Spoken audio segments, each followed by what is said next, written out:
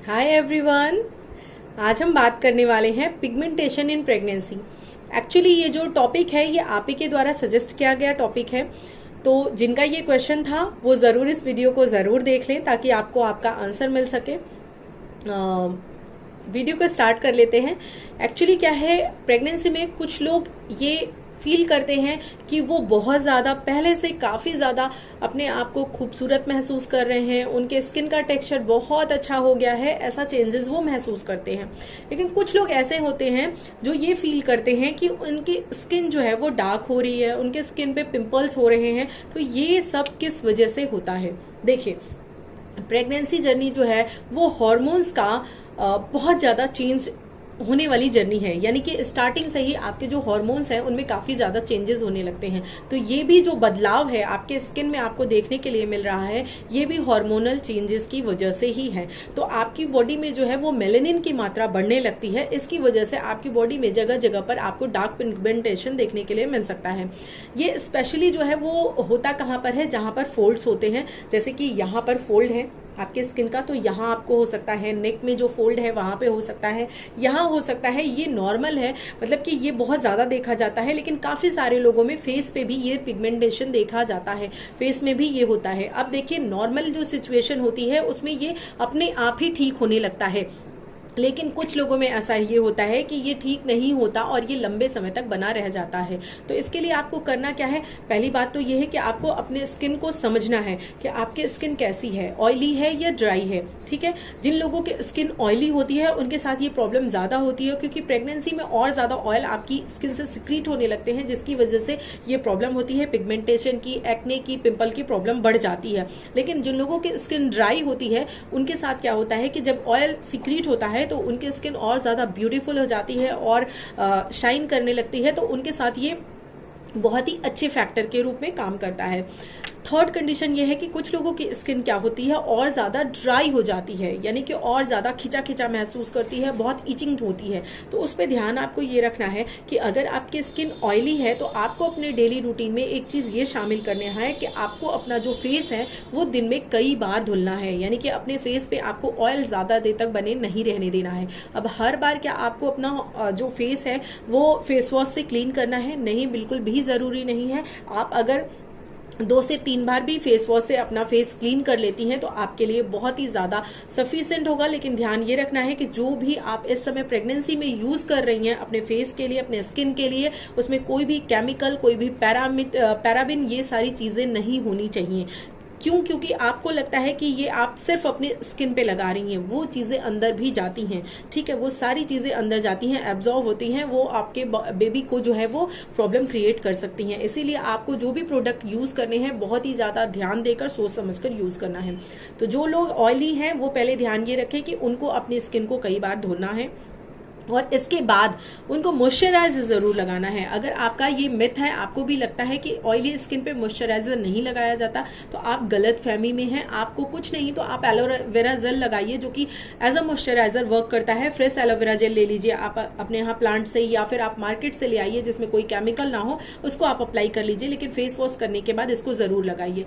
जो dry skin वाले हैं उनको ये ध्यान रखना है कि उनको अपने स्किन पे जो भी वो क्रीम यूज कर रहे हैं वो पहली बात तो केमिकल फ्री होनी चाहिए। दूसरी चीज, वो क्रीम जो है वो थोड़ी थिक होनी चाहिए। यानी कि क्रीम्स भी जो है वो वाटर बेस्ड आती हैं, थोड़ी लिक्विड फॉर्म में होती हैं या फिर क्रीमी होती हैं जो कि थोड़ी थिक होती हैं। तो आपको ऐसी क्रीम चूज करनी है जो जिनका टेक्सचर थोड़ा सा क्रीमी हो, यानी कि वो थोड़ी स्टिकी हो, ऐसी चीजें यूज करनी है। और उसमें आपको विटामिन ई का जो कैप्सूल आता है मार्केट में, इवियन नाम से, बहुत ही इजीली अवेलेबल होता है। उसकी कुछ ड्रॉप्स उस क्रीम में मिक्स करके देन आपको उसको अपने फेस पे अप्लाई करना है। ये बहुत ही बेहतरीन तरीके से काम करेगा आपके लिए। आपका जो पिगमेंटेशन आ रहा है उसको प्रिवेंट करेगा, आगे बढ़ने नहीं देगा। और जिनको हो गया है उनके लिए ये काम करेगा कि ठीक हो जाए। तो ये उन लोगों को करना है जिनकी स्किन ड्राई है। ठीक है, मैंने ऑयली और ड्राई दोनों स्किन के लिए बता दिया है। अब मैं आपको ये बताऊंगी कि आपको पहली बात तो ये है कि अगर आपके साथ ऐसा हो रहा है तो आपको इस समय बहुत ज्यादा परेशान नहीं होना, बहुत ज्यादा डॉक्टर के पास नहीं भागना या फिर बहुत ज्यादा केमिकल युक्त चीजों का यूज नहीं करना कि मेरी स्किन तो खराब हो रही है। पहली बात तो ये कि जब आपके हार्मोन्स सेटल डाउन हो जाएंगे प्रेगनेंसी के बाद, तो ये बहुत सारे लोगों में, मैक्सिमम केसेस में ये क्या होता है, अपने आप ठीक हो जाता है। लेकिन कुछ लोगों में ये रह जाता है। तो जिन लोगों में ये रह जाता है, जरूरी है कि वो डिलीवरी के बाद ही इसका ट्रीटमेंट यानी कि घर पे ही DIY स्टार्ट कर दे। कोई जरूरी नहीं है कि वो मार्केट से ही दवाइयां लेकर करे, लेकिन उसको वो तुरंत से ही स्टार्ट कर दे। ये नहीं कि साल 2 साल बीत गए उसके बाद वो सोच रहे हैं कि उस चीज को वो बैक कर सके, ठीक कर सके, तो वो काफी ज्यादा मुश्किल हो जाता है। क्योंकि जब कोई भी स्कार है, कोई भी निशान है, उसको जब वो चोट लगी है उस पर तभी आप दवा लगाते हो तो वो जल्दी हील होता है और उसका मार्क भी चला जाता है। लेकिन जब एक बार मार्क पड़ चुका है तो उसके बाद अगर आप उस पर कोई क्रीम लगाते हो तो वो टाइम भी बहुत ज्यादा लेती है और कई बार बहुत अच्छा रिजल्ट भी नहीं देती है। तो आपको ध्यान ये रखना है कि डिलीवरी के जस्ट बाद से ही आपको इसके लिए अपना काम स्टार्ट कर देना है। अपना जो भी चीज आपको लगाना है, अप्लाई करना है, उसको तुरंत से स्टार्ट कर देना है। अब आप कुछ चीजें और समझिए कि जब भी आप अपने प्रेगनेंसी टाइम पीरियड में बाहर जा रही हैं और आपके स्किन पे ये प्रॉब्लम आ रही है, पिगमेंटेशन की प्रॉब्लम आ रही है, यानी कि आपकी बॉडी में मेलानिन बढ़ रहा है, तो ऐसे में आपको क्या करना है, जब भी आप बाहर जाती हैं तो आप चाहे अम्ब्रेला का यूज करिए या फिर कवर कार में जा रही हैं या जैसे भी जा रही हैं, तो आपकी बॉडी पार्ट जो भी खुला हुआ है उस पर आप सनस्क्रीन जरूर लगाइए। क्योंकि सनस्क्रीन आप लगाती हैं तो आप अपने आप को जो UV रेज हैं उनसे प्रोटेक्ट करती हैं और ये बहुत ज्यादा जरूरी है आपके लिए। अदरवाइज आपकी ये जो प्रॉब्लम है वो बढ़ जाएगी। तो आपको सनस्क्रीन जो है वो लगानी ही लगानी है।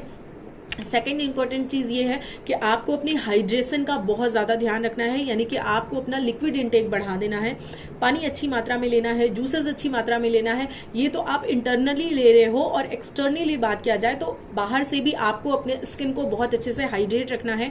मैं हमेशा ही कहती हूँ कि बहुत ज्यादा महंगी क्रीम खरीदने की जरूरत नहीं है। आप छोटा सा DIY कर सकते हो, जिसमें आपको करना क्या है, कोकोनट ऑयल लेना है, उसमें आपको इवियान की एक टेबलेट लेनी है, यानी कि विटामिन E मिक्स करना है, थोड़ा सा ग्लिसरीन मिक्स करना है और ऑलिव ऑयल मिक्स करना है। इन सारी चीजों को अच्छे से मिक्स करके अपनी पूरी बॉडी में लगा लीजिए, इंक्लूडिंग ब्रेस्ट ऑल्सो। आपको अपना ब्रेस्ट बिल्कुल नहीं भूलना, क्योंकि अगर आप मेरे जैसी गलती कर रहे हो कि ब्रेस्ट को भूल जा रहे हो तो लास्ट में आपको क्रैक होने की प्रॉब्लम हो सकती है, और वो बहुत ज्यादा मतलब सीरियसली बहुत ज्यादा पेनफुल होता है वो। तो प्लीज मैं आपसे रिकमेंड करूंगी कि आप कहीं लगाओ या ना लगाओ, लेकिन अपने ब्रेस्ट पे आपको ये चीजें जरूर अप्लाई करनी है, ठीक है। जो ब्लैक वाला पार्ट होता है, यानी कि जो एरियोला है, वहां भी आपको लगाना है।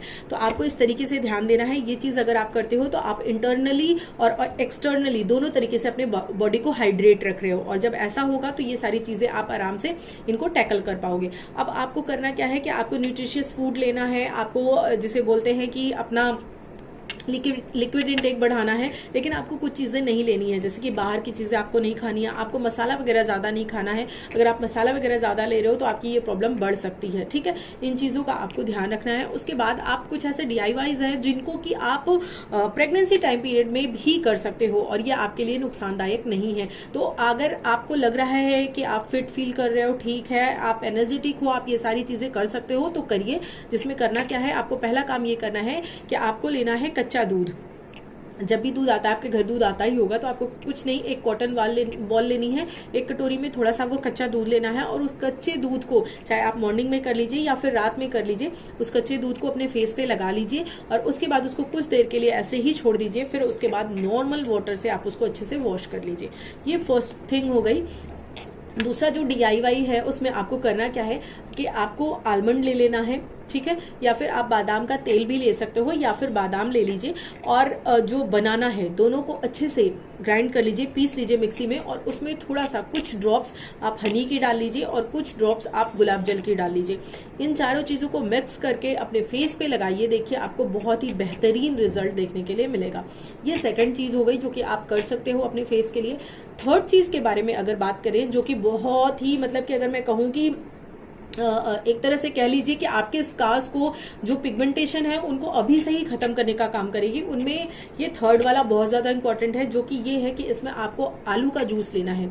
ये क्या करता है, आपका जो पिगमेंटेशन है उसको कम करने का काम करता है। तो आपको आलू का जूस लेना है, उसमें नींबू लेना है, लेकिन ध्यान रखना है कि नींबू आपको कम लेना है। और अगर आपको नींबू से एलर्जी है या फिर नींबू से आपको इचिंग होने लगती है तो उसको डाइल्यूट करने के लिए आपको उसमें गुलाब जल डालना है, थोड़ी ज्यादा मात्रा में डालना है। और इसके बाद इसको अपने फेस पे लगाना है, कुछ देर रहने देना है।